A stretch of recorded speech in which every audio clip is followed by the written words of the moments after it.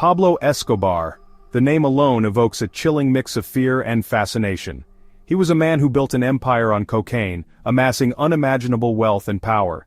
Escobar's reign as the leader of the Medellin cartel plunged Colombia into a dark era of violence and corruption. His story is a cautionary tale, a stark reminder of the devastating impact of the drug trade. Escobar's life, though tragically short, was filled with contradictions. He was a ruthless criminal responsible for countless deaths, yet he was also hailed by some as a hero, a benefactor to the poor. This duality is central to understanding the man behind the myth. To truly grasp Escobar's impact, we must delve into the lesser-known aspects of his life, the details that paint a more complete picture of this complex figure.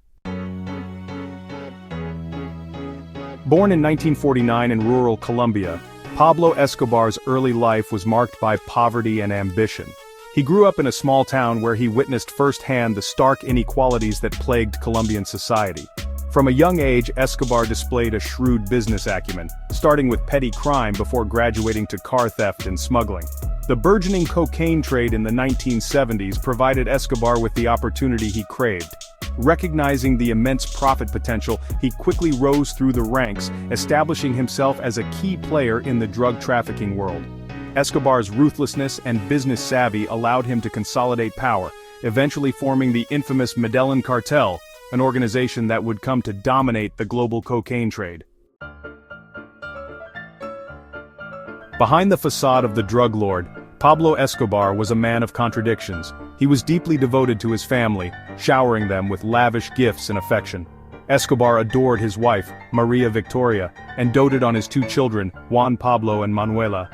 He sought to shield them from the brutality of his business, striving to maintain a semblance of normalcy within the confines of their opulent yet heavily guarded lifestyle. However, this devotion to family stood in stark contrast to his utter ruthlessness in business. Escobar was responsible for ordering the deaths of countless rivals, police officers, and even innocent civilians.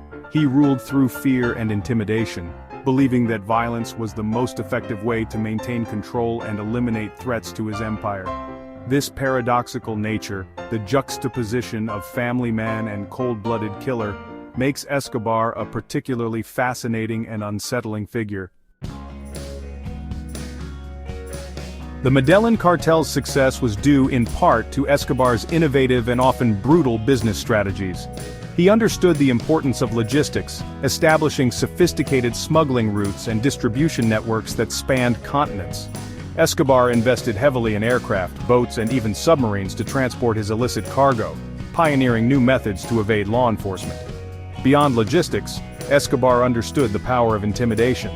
He instilled fear not only in his enemies but also in the general population. He silenced journalists who dared speak out against him and bribed or threatened government officials to secure his interests. Escobar operated under the belief that plata o plomo, silver or lead, offering people the choice to either accept his bribes or face deadly consequences.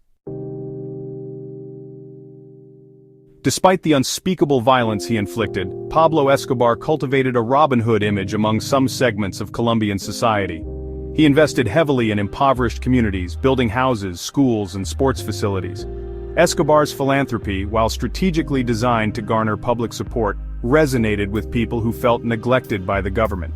This carefully constructed image of a benevolent benefactor allowed Escobar to exploit the deep-seated inequalities and social divisions within Colombia.